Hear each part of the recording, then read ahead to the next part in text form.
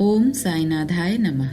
आज के इस वीडियो में हम बाबा को किस प्रकार भोग लगाएं, भोग लगाने की विधि क्या है, बाबा को कौन कौन से भोग अति प्रिय हैं और कुछ बहुत ज़रूरी चीज़ें जो खास साईं बाबा अपने भक्तों से उम्मीद करते हैं उसके बारे में जानेंगे।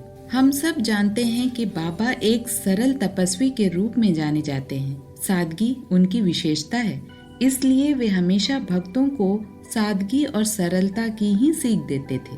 उनकी पूजा और व्रत भी इतने सरल है जिसे कोई भी आसानी से निभा सकता है। इसलिए बाबा को अर्पण करने वाले नैवेद्य भी बहुत ही सादगी और घर में उपलब्ध चीजों से ही किया जा सकता है। बस हमें उनकी पूरी जानकारी होनी चाहिए।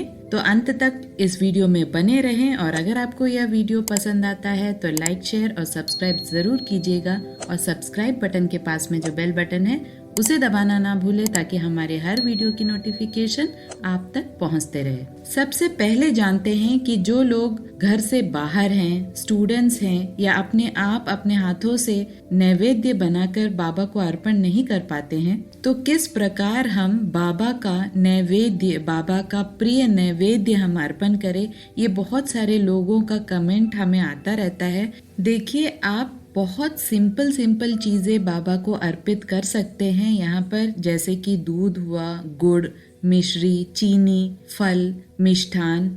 आप इन चीज़ों को स्टोर करके रख सकते हैं और अगर आप रोज़ पूजा करते हैं तो रोज़ आप थोड़ा थोड़ा करके चढ़ा सकते हैं, या नहीं तो आप गुरुवार को ही अगर बाबा का व्रत या पूजा करते हैं तब भी आप इन चीज़ों को नैवेद्य के रूप में चढ़ा सकते हैं। नारियल भी बाबा को बहुत प्रिय था, तो नारियल भी आप मार्केट से आसानी से लेके उसे चढ़ा सकते हैं। नारियल से बनी चीज़ें जैसे कि नारियल का खीर हुआ या नहीं तो नारियल के लड्डू हुए, वो भी बाबा को बहुत प्रिय थे। तो आसानी से ये चीज़ें आपको मिल जाती हैं, इसके लिए आपको बहुत ज़्यादा मेहनत करने की ज़रूरत भी नहीं है और अपने हाथों से कुछ बनाना है ऐसा भी नहीं है। बस एक बात बहुत ज़्यादा ज़रूरी है और वो है श्रद्धा, प्रेम और बाबा के प्रति अपना समर्पण। अगर आपके घर में मंदिर है और वहाँ आप साईं बाबा को स्थापित किए हैं और आप स्वयं नैवेद्य बना सकते हैं, तो बाबा के प्रिय नैवेद्य जैसे हलवा, खिचड़ी,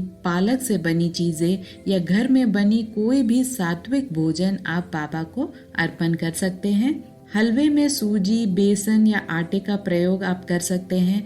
बाबा को मीठे फलों में केला बहुत पसंद था। आप इन फलों का भोग, मिठाई, गुड़ का भोग, कुछ भी आपको जिस प्रकार से बाबा को खुश कर सकते हैं आप खुश कर सकते हैं।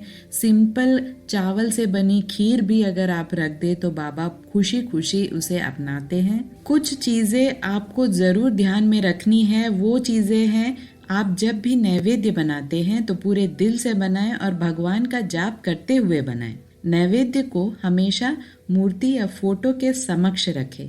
स्वच्छ पानी से एक गोलाकार बनाकर उसके ऊपर आप अगर नैवेद्य का प्लेट या कोई भी थाल अगर आप सजाना चाहते हैं तो वह आप गोलाकार जो हमने पानी से बनाया है उसके ऊपर रखें। नैवेद्य को सोना, चांदी, तांबे के थाल में रखें तो बेहतर होता है, ज़्यादा उचित माना जाता है। स्टील प्लेट में ना रखें। अगर आपके पास इन धातुओं के प्लेट्स नहीं हैं तब आप किसी पत्ते पर भी रख सकते हैं अपना नैवेद्य। खासकर केले के पत्ते के ऊपर आप रखें नैवेद्य तो बहुत शुभ होता है। नैवेद्य को अर्पण करने समय घंटी या कोई भी ध्वनि अवश्य बजाए। नैवेद्य को ज़्यादा देर भगवान के सामने ना रखें। जैसे ही आप नैवेद्य को अर्पण करते हैं भगवान के पास, आप थोड़ी देर वहाँ से चले जाएं या आंखें बंद कर लें। थोड़ी देर के बाद आप नैवेद्य को वहाँ से निकाल सकते हैं। ज़्यादा देर तक नैवेद्य को भगवान के समक्ष ना रखें। जिस तरह हम भोजन के साथ साथ पानी भी ग्रहण करते हैं, उसी प्रकार आप नैवेद्य के साथ साथ एक पानी का लोटा जरूर रखें। नैवेद्य को भगवान के समक्ष से निकालने के समय भी अगर हो सके तो घंटी जरूर बजाएं। अगर इन छोटी छोटी चीजों का आप ध्यान रखते हैं तो हम विधि पूर्वक नैवेद्य को अर्पण कर सकते हैं। साईं बाबा इतने सरल थे कि वे हमेशा अपने भक्तों द्वारा श्रद्धा से अर्पित कोई भी नैवेद्य खुशी खुशी ग्रहण करते हैं। बस हम भक्तों का ये प्यार दिखाने का एक तरीका है कि हम बाबा को उनकी पसंद के नैवेद्य बनाकर अर्पण करना चाहते हैं। आशा करती हूँ कि इन छोटे छोटे टिप्स से आपकी कुछ हद तक दुविधा दूर हुई होगी। अगर आपके पास कुछ और है जो आप पूछना चाहते हैं या कुछ कन्फ्यूजन है जो आप क्लियर करना चाहते हैं तो कमेंट बॉक्स में ज़रूर लिखिएगा, मैं उसका आंसर देने की पूरी कोशिश करूँगी। ओम साईनाथाय नमः।